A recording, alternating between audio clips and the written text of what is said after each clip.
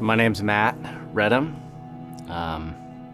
It's funny, I was asked to share a little bit about my story, and I immediately thought of what I used to do when I was 13 years old.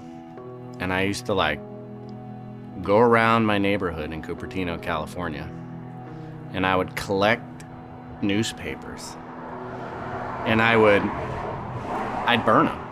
So I'd sit them in front of me and I'd burn them.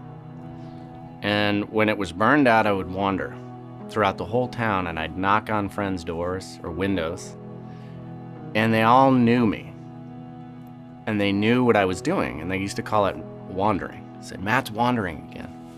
And a lot of them would just let me in, and I'd crawl in bed with them, and I'd wake up and I'd leave, and we wouldn't talk about anything. I start with that because when I think about what I was dealing with as a teenager, I think about the utter solitude of what I was doing. And I think, how did nobody ask me what was going on? And I don't put the burden of that on my friends who were kids like me. But I look at the system around me and I just go, what were people thinking? I was born in Amherst, Massachusetts. I had a pretty good life, 0 to 11. I spent most of my time with my mom and my grandparents. The older I got, more time with my grandparents. And then my mom decided to move us to California. Everything I knew was in Massachusetts. All my family was back east. My dad was in New York City.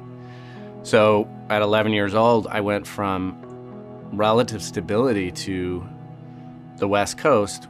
And I quickly figured out that stability I had become accustomed to was not going to follow me to the West Coast. So my struggle really started there. Oftentimes when you have a highly stressed parent, like my mom was, who had fairly significant mental health issues, the result for the kids is that I needed contact, I needed connection. And that need is superhuman, very normal. But it also made me incredibly vulnerable to predation and trauma. And sadly, that is what happened. And for 2 years, I experienced abuse at the hands of a teacher. And then for the remaining period of high school, I blacked that out. It was gone. Didn't think about it. But I acted it out. I wandered, like I talked about. I drank a lot, I used substances, and I didn't say anything. Now, I grew up in a time, I'm 45 years old, when you didn't talk about things. We didn't have social emotional learning, you just didn't talk about feelings. And if you had a friend who was struggling, you might get drunk and talk about it, but we didn't know how. And it was a very affluent community, and I think the way I was holding my pain was terrifying to these people. I made it through high school, straight C's, and came up to Chico. I thought if I leave where it happened, I would leave everything. As I was doing that, the abuse was reported, and I was not in a place to deal with that. And I didn't know what to do. I felt like the world was squeezing me, right? Like I woke up with pain, and then pain put me to bed, to the extent that I just figured this is how we all live.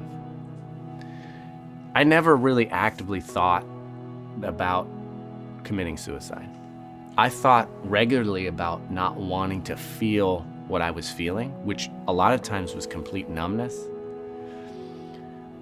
I wanted to feel safe.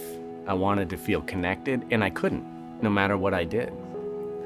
And so substances and wild behavior and fighting and screaming and yelling and withdrawing became the way that I was trying to navigate all this. And I remember one night I was out drinking. I was a freshman at Chico State, and I was having flashbacks the whole night, and nobody knew. And I came home to my dorm room, and I knew that I had a roommate who sold some substances out of his dorm room, Chico. And and they were Soma, which are a muscle relaxant. And I had drank probably 13 or 14 beers, and I came back and I said, I want to take one of these because I need to get up tomorrow and do something for school. I was a paper. Forget the fact that I was 14 beers deep. I was probably going to fall asleep. So I went into his cabinet where the pills were, and I took one. And it didn't immediately do anything, right? So I said, wow, I'll take another. And I remember looking in the mirror, and I took a handful of them. And I said to myself, you know, you're probably going to die. And out loud, my response to my own reflection was, I do not care. And I believe that's how we lose many people. It was not a plan. My pain was with me. My pain was apparent. I was at high risk, but I had no plan. I just had extraordinary vulnerability. And so in that moment, I made a decision that should have ended my life. Somehow I wandered outside of my dorm room. I became unconscious. The only thing I remember is the paramedics standing over me, just slapping me. And then I vaguely remember them trying to get a tube down my throat and pumping my stomach. And I woke up the next day at Enloe Hospital in a side room, strapped to the gurney. And the guy came and started asking me questions. Did you try to kill yourself? No. All right. See you later. And I didn't talk about it. And so when we've been addressing suicide and mental health with our students in our community, I realized I had told my other story, a story about my trauma, a story about my abuse, but I had left out this part. And I realized I left it out because I was ashamed deeply.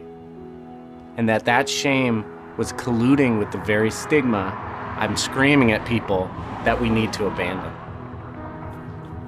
You know, if I have any advice for kids who are suffering, it is simply, I know it feels impossible to say anything to anybody. I know that feels like a task that cannot be accomplished. But you have to say something to somebody. And I also realize that many kids cannot. I could not at my age.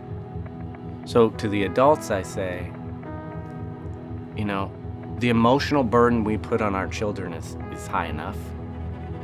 When we suspect or we think or we see a child walking around with a backpack full of hurt, we have to say something, and we have to ask questions, and we have to be safe. I am lucky. That's it. I'm lucky.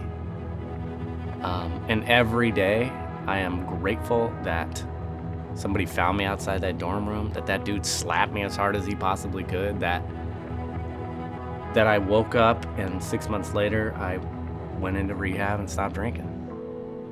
You know, those things probably wouldn't happen without that incident, but I also was very close to not being here.